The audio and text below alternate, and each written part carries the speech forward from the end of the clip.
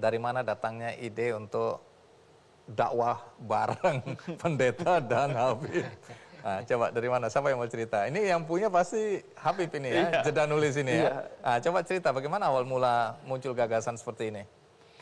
Iya, pertama saya sebagai mayoritas di negeri ini, kita menghendaki mayoritas itu seperti pohon besar yang bisa menaungi siapa saja yang mau bernaung di bawahnya. Dan konsep ini sebenarnya saya pelajari dari Nabi Muhammad. Bagaimana ketika Nabi Muhammad menguasai Madinah pada saat itu, sebagai pemimpin di Madinah, beliau bikin yang namanya Piagam Madinah. Sebagai pohon besar yang menaungi siapa saja yang mau hidup dengan damai di sana. Karena itu orang-orang Kristiani, orang-orang Yahudi, siapapun yang berbeda dengan Muslim pada saat itu, selama mereka mau hidup damai dan taat kepada prinsip-prinsip kebersamaan, bisa hidup di Madinah pada saat itu. Nah, di Indonesia, Muslim posisinya mayoritas. Saya ingin Muslim menjadi pohon besar yang menaungi siapa saja dari masyarakat Indonesia ini. Baik yang berbeda agama ataupun yang tidak beragama sekalipun. Yang ateis sekalipun silahkan. Nah, karena itu kemudian saya bikin tayangan-tayangan untuk memberikan pemandangan kepada orang bahwa kita bisa kok duduk bersama di tengah perbedaan agama, atau bahkan dengan orang yang tidak beragama, bisa kok duduk bersama. Dan ini sebenarnya concern lama saya. Hanya saja sekarang bergeser ke YouTube, ya di YouTube. Dulu juga saya menulis tentang tema-tema yang sama. Dan bagi saya ini karena saya lahir dari seorang ibu yang kebetulan suaminya, yaitu ayah saya, sangat, ya nggak mungkin saya bilang lahir dari seorang ayah. Nanti ya, seorang ibu yang kebetulan punya suami, ayah saya yang dia adalah seorang yang sangat enjoy kepada perbedaan. Beliau itu kalau Natal mengirimkan makanan-makanan, berbagi kepada pendeta di kampung saya. Jadi orang yang sangat santai. Bahkan ketika saya menikah, itu beliau mengundang tokoh-tokoh agama lain untuk hadir juga. Nah, jadi dari sana, dari kecil saya melihat pemandangan itu. Dan saya akhirnya tahu, oh ternyata orang yang berbeda agama itu seharusnya begini loh hubungannya. Duduk bersama, ngopi bareng, bekerja sama dalam kebaikan. Nah, itu yang kemudian saya ingin tidak hanya dirasakan oleh saya. Nah, karena bagi saya, kalau itu tidak dirajut dari dini, akan sulit. Akan, ya tadi yang dibilang, akan shock melihat tayangan. Habib kok duduk sama pendeta ya? Karena itu memang sulit untuk diajarkan tiba-tiba. Karena itu bagi saya ini investasinya harus jangka panjang. Dan yang kedua, kalau ini tidak dilakukan, yang pertama dirugikan adalah kita semua, bangsa Indonesia. Karena keragaman itu nyata di Indonesia. Bukan hanya keragaman agama, bahkan keragaman suku, bahasa, dan lain sebagainya. Bahkan kita beragam dalam menyebut martabak manis. Oke, menarik. Kita itu punya 7 perbedaan dalam menyebut martabak manis. Oke. Di kampung saya disebutnya terang bulan. Saya kaget di Jakarta disebutnya martabak manis. Di tempat lain juga. Nah, kalau ini gak dikelola, gak diberi imajinasi yang sama bahwa kita adalah saudara, ya kita akan bertengkar dan Indonesia akan hancur. Ini stigma sebenarnya ya. Orang kalau mau lihat pendeta Yeri dengan tampilan seperti ini, orang nggak percaya dia pendeta. Ya, saya juga nggak percaya sih.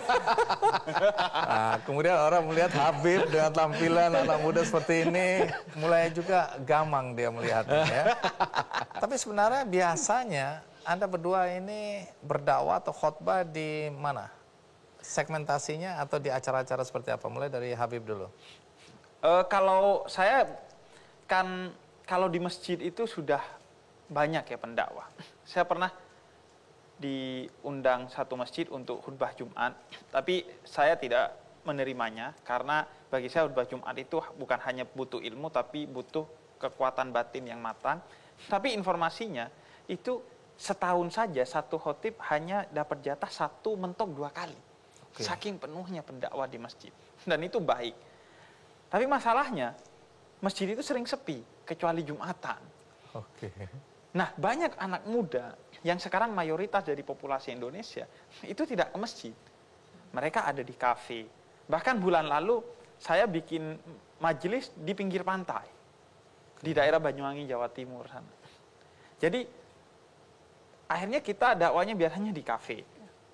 Saya ketemu Pendeta Yeri juga awalnya di kafe. Kemudian saya kemarin di pantai. Karena katanya kan ada banyak banjir bandang atau tsunami itu disebabkan pinggir pantai isinya maksiat semua. Oke. Nah, sebagai salah satu bentuk mitigasi bencana, maka saya berdakwah di sana. Iya. Masuk akal. Iya. Dan asik itu anak muda yang hadir ribuan bahkan yang hadir. Dan kemudian juga di media sosial tentunya. Karena riset menyebutkan 73% orang Indonesia itu mengambil informasi di media sosial. Kita nggak mau menyajikan itu. Enak di rumah aja kita bisa berdakwah gitu. Jadi medannya itu. Tujuannya Jadi dengan apa? kesadaran ya, Anda memilih di luar masjid ya. Di luar masjid. Tujuannya ya agar orang yang di luar masjid ini nanti ke masjid. Sehingga kemudian ya udah ketika di masjid diurus sama orang-orang yang di masjid. Tugas kita berkeliling dan itu cukup bikin saya surprise karena misalnya di kafe di daerah Yogyakarta itu yang hadir ribuan. Pas saya datang itu mereka berdiri semua, rokoknya dimatikan, mereka celana pendek, gak pakai kerudung, tiba-tiba salaman gitu. Jadi mirip-mirip juga di masjid gitu. Akhirnya saya pikir sebenarnya Mereka orang ini artinya anak-anak muda. Anak-anak muda. Oke. Sebenarnya mereka ini suka kepada dakwah. Cuman kayaknya sungkan yang mau ke masjid. Karena mungkin juga kadang di masjid kita itu ngecas HP aja gak boleh kadang. Tidur aja dibangunin gitu. Mungkin mereka kurang nyaman di sana atau merasa saya tidak pantas. Banyak kan kawan-kawan saya yang seperti Pendeta Yeri ini, bukan agamanya. Maksudnya pakai tato. Mereka kurang nyaman kalau ke masjid mungkin dengan stigma ini dan itu. Akhirnya kita yang nyamperin, ternyata hati mereka itu tergugah. Mereka menyimak, mau cium tangan. Saya merasa ya sebenarnya mereka ini orang-orang yang mau, butuh, dan tulus. Hanya saja seharusnya kita yang merasa lebih dewasa ini yang nyamperin mereka. Makanya saya sering bilang, kalau saya nggak bisa ngajak mereka ke masjid, saya akan bawa masjid ke kafe-kafe mereka. Gitu. Nah, kalau Pendeta Yeri sendiri biasanya di mana khotbahnya atau dakwanya? Jadi saya mengambil satu titik poin yaitu titik krisis kehidupan seseorang. Itu saya punya center khotbah atau dakwah gitu. Karena titik temu pengalaman saya dengan Tuhan adalah ketika saya dalam satu krisis yang cukup gak mudah dalam kehidupan saya, lalu hadirlah Tuhan di situ. Sehingga itu membuka wawasan saya bahwa kebutuhan orang akan keagamaan dalam artian ini kekristenan adalah titik krisis. Di mana ada titik krisis sekalipun itu segmennya orang tua, anak muda. Nah saya harus mengerahkan apa yang saya punya untuk berdiri di titik krisis itu. Lalu merepresentatifkan Tuhan yang saya kenal sebagai bentuk solusi dari krisis-krisis itu. Nah secara spesifik mungkin karena saya dulu pemakai narkoba, saya banyak mendampingi anak-anak yang kecanduan narkoba, saudara-saudara ODIF, orang dengan HIV AIDS, teman-teman yang berhadapan dengan human trafficking, sex trafficking, lalu family crisis gitu. Jadi ada banyak family crisis center yang saya coba bangun secara organik yang menjadi pusat sebenarnya dari apa yang saya lakukan, bentuk dari pengalaman-pengalaman spiritual yang saya alami gitu. Jadi tadinya saya berpikir mungkin saya ini cocoknya di anak muda. Tapi akhirnya saya melihat bahwa ketika bicara soal krisis, terutama krisis bangsa, maka segmentasinya harus akan lebih luas termasuk dengan orang-orang yang di luar agama saya. Dalam artian tanpa membawa embel-embel terselubung atau kristenisasi terselubung. Jadi melakukan satu kebaikan aja, intinya adalah berperan serta di dalam krisis-krisis kota, krisis bangsa, terutama krisis generasi. Waktu berniat ya berkolaborasi, ini kan pendeta dan Habib, terpikirkan nggak bahwa ini bisa-bisa banyak sekali orang yang keberatan, protes atau menolak adanya dua pemuka agama yang bersatu berdakwah bersama. Terpikirkan nggak konsekuensi ada orang marah waktu itu? Kalau saya sih terpikirkan, tapi bagi saya pasti jumlahnya sedikit. Karena mayoritas orang Indonesia sebenarnya seorang yang toleran.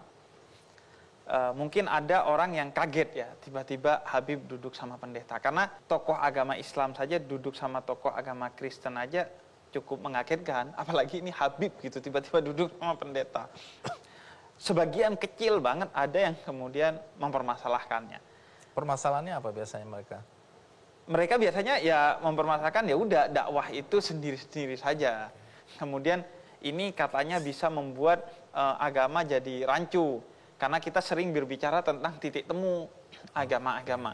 Padahal kita sangat sering menegaskan bahwa kita memang berbeda dalam kebenaran gitu. Cuman kita ingin bersama dalam kebaikan. Misalnya saya dan Pendeta Yeri di belakang kamera tanpa disorot kamera, kita melakukan kerjasama atau kerja bareng untuk membantu orang yang terjerat narkoba. Apapun agamanya. Apapun agamanya. Kemudian kita membantu orang-orang yang terkena bencana. Ketika pandemi dulu kita membantu melalui APD dan lain sebagainya. Intinya kita berupaya untuk bersama. Kadang Pendeta Yeri nyumbang melalui saya, kadang saya nyumbang melalui Pendeta Yeri gitu. Jadi yang dipermasalahkan sebenarnya sesuatu yang nggak real, karena kita tetap berbicara dengan sudut pandang agama kita masing-masing. Bahkan ya, kalau dari sisi saya pribadi, saya semakin yakin kepada agama saya gitu dengan kolaborasi ini. Karena ya dulu mungkin saya menjadi muslim karena warisan. Karena kebetulan saya lahir dari keluarga muslim. Tapi setelah itu saya baca buku-buku semua agama, saya ngobrol sama Pendeta Yeri, sama biksu, Swansyu dan lain sebagainya, saya masih yakin kepada Islam saya dan semakin yakin kepada Islam saya. Dan tentu itu akhirnya nggak perlu diobrolkan, setiap orang pasti akan punya experience masing-masing gitu. Dan terbukti ya sampai sekarang Pendeta Yeri tetap seorang pendeta yang tidak mu'alaf. Saya seorang Habib yang tidak murtad gitu. Oke, menarik karena itu ketakutan utama. Ketika dua orang yang berbeda agama saling berkomunikasi, dikhawatirkan kemudian saling mempengaruhi untuk pindah agama. Nah, Pendeta Yeri ada nggak komentar-komentar orang tentang jangan nama Habib nanti jadi mualaf? Iya, jadi yang kontra ada, yang pro juga ada. Tapi pro-nya bersyarat gitu. Karena bersyaratnya maksudnya gini, banyak orang beranggapan kalau kami sudah duduk berdua nih, itu adalah start debat kusir. Gitu loh. Jadi orang lihat, oke, kita lihat siapa nih yang transfer pemain. Dan mereka kecewa ketika lihat berat. Nah, itu harmoni. Nah, itu kok dia. mencari titik temu. Iya, itu kan kecewa harusnya berat di situ. benturan dong. Baru seru gitu. Serang dong, serang. Ini literasi ayatnya. Ayo kurang bahkan ini. disupport ini ayat-ayat yang sikat untuk gini, mendukung. jangan kasih kendor. Pokoknya ini ayo. Jadi jadi ada juga yang sebenarnya kecewa gitu. Kecewa karena akhirnya kami tidak saling serang atau saling debat doktrin teologis. Ini menarik sekali. Pertanyaan pertama tentu biksu, Anda biksu. Sejak kapan? Udah berapa tahun? Kurang lebih 2005 saya datang ke Jakarta. Anda dari mana? Dari Sumatera. Sumatera Selatan di Oku Timur, Belitang, Karangbinangun. Oke. Itu belum biksu itu? Belum. Masih lulus SMA. Datang ke Jakarta. Datang ke Jakarta di Wihara Lalita Wistara, di mana di sana ada satu perguruan tinggi agama Buddha, Mahaprasna. Jadi sejak kapan Anda jadi biksu? Jadi biksu di 2007. 2007. Oke, tidak lama setelah Anda datang ke Jakarta, Anda memutuskan, ya aku akan jadi biksu, ya? Sebelumnya belum. Jadi 2006 itu menjadi Sramanera. Sramanera berarti calonnya. Oke. Ini kita bicara tingkatan ya? Tingkatan, iya. Jadi tahapannya begitu. Sramanera dulu, baru usia saya sudah mencapai 20 tahun. Karena untuk bisa menjadi biksu itu usia 20 tahun. Kemudian pertanyaan yang paling ingin saya tahu, kenapa Anda mau diajak kolaborasi? Nah, jadi intinya dulu ada satu sahabat saya namanya Biksu Nengsiu Sakya Sugata. Yang dulu beliau tinggal di Sunter, di Mudita Center. Kemudian beliau dipindah tugaskan di Bandung. Nah waktu itu sebenarnya beliau, setahu saya. Iya. Mungkin ini Habib Ja'far yang bisa jawab. Iya. Jadi salah mengundang. Jadi awalnya itu Biksu Dira. Biksu Dira ini di Medan. Saya berteman dengan beliau di Instagram. Kemudian ketika beliau live, saya nonton, tiba-tiba diundang masuk. Oh, oke. Wah, kemudian semangat mengislamkan orang saya kan tumbuh gitu kan ya. Wah, ini kesempatan kata saya. Enggak lah, saya memang suka kemudian dengan toleransi. Akhirnya saya live dengan beliau, asik ngobrolin tentang tadi Pancasila, kemudian berbagai hal. Karena saya punya paling tidak 2 pengalaman dengan Buddha. Yang pertama adalah nonton Kerasakti dulu ketika kecil. Iya, Itu kan menarik. nuansa Buddhanya kenceng sekali. Kemudian yang kedua saya memang suka baca buku-buku Buddha tentang meditasi, bagaimana hidup damai dan lain sebagainya. Nah, akhirnya dari sana baru saya mau ngundang, tapi saya di Medan. Dan sekarang kan untuk ke Ya, Jakarta repot sulit. karena pandemi. Hanya dikasih biksu dari Bandung. Rekomendasi. Dan direkomendasikan. Dan ternyata beliau juga nggak bisa karena harus sekolah dan lain sebagainya. Akhirnya direkomendasikan Biksu Suryadi. Awalnya saya memanggilnya Biksu Suryadi. Kemudian saya coba hafal Suansiu. Iya, sebab namanya ada Suansiu. Iya, dulu saya nggak bisa menyebutkannya. Sekarang udah bisa. Iya. Baik, jadi waktu Anda diajak serta, apa yang terpikirkan pertama kali? Saya nggak tahu berpikir apa waktu itu ya, lupa lah. Intinya saya masih ingat beliau bilang kayaknya Buddha ini nggak pernah dakwah. Ya. Itu yang saya masih ingat. Maksudnya apa dulu Anda sampai ngomong seperti itu? Enggak, jadi gini, orang kan kalau tidak kenal maka dia tidak akan sayang. Kasihan kalau orang kemudian harus membangun stigma atau kebencian kepada Buddha hanya karena tidak kenal. Saya fasilitasi agar orang mengenal Buddha, sehingga kemudian kalau ada stigma-stigma tentang Buddha yang buruk, itu tertepis dan kita bisa bersaudara dengan umat Buddha. Dan memang target kita dengan semua agama nantinya. Oke, jadi apa inti dari ajaran Buddha? Sampai saat ini yang saya tahu adalah jangan berbuat jahat. Tambahlah kebaikan. Sucikan hati dan pikiran. Ini yang bagi saya sangat mendalam. Jadi ditambah lagi setiap selesai dalam doa, ritual, pasti kita ada merangkapkan kedua tangan. Semoga semua makhluk hidup berbahagia. Kalau Buddha memandang agama Kristen, agama Islam itu bagaimana? Bagi saya, guru Buddha adalah guru yang bagi saya layak untuk diikuti. Bukan berarti yang lain tidak layak, tidak. Jadi di sini Buddha tuh memandang kehidupan itu bukan dari sekat-sekat, enggak. Justru semoga semua makhluk hidup berbahagia. Itu adalah universal. Maka saya dengan konsep Buddha punya ajaran, saya bisa hidup dengan siapapun. Soal toleransi pada agama atau keyakinan yang berbeda, Oke. apakah diajarkan juga Ada. dalam Buddha? Dulu di masa Buddha hidup ada satu dalam sutra, dalam sutta ya. Jadi di mana ada siswa dari kelompok lain yang dia ingin menjadi Buddha punya siswa.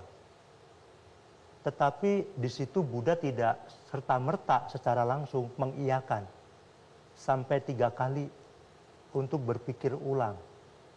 Setelah 3 kali baru yang namanya upali, Buddha menerima beliau, tetapi dengan syarat. Sekalipun kamu telah menjadi siswa saya, kamu tidak boleh melupakan gurumu yang lalu. Kamu tidak boleh membenci gurumu yang lalu dan ajarannya. Maka setelah menjadi siswanya, kamu juga wajib menghargai, menghormati gurumu dan ajarannya. Karena selama kamu belum ketemu dengan saya, dialah yang mendidik. Di situ. Maka toleransi itu sangat penting. Karena apa? Dikatakan manusia adalah makhluk sosial, kan begitu. Juga makhluk individu. Maka di dalam satu ajaran Buddha ada namanya praticca samuppada. Itu bahwa segala sesuatu itu selalu terhubung. Berhubungan, terkait. Saya kaya di kampung misalnya, tetapi saya tidak peduli dengan masyarakat. masyarakat semua miskin, saya juga kikir. Jangan beranggapan bahwa saya akan hidup enak, tidak. Karena kita kaya, kita kikir, mereka yang sulit pun akan setiap hari ke rumah kita, akan mengganggu kita. Maka bahwa mereka juga sama dengan kita. Kehidupan kita tergantung juga dengan mereka. Jadi walaupun kita adalah orang kecil, itu kita nggak boleh meremehkan diri sendiri. Jangan beranggapan bahwa yang besar pasti menang. Belum tentu.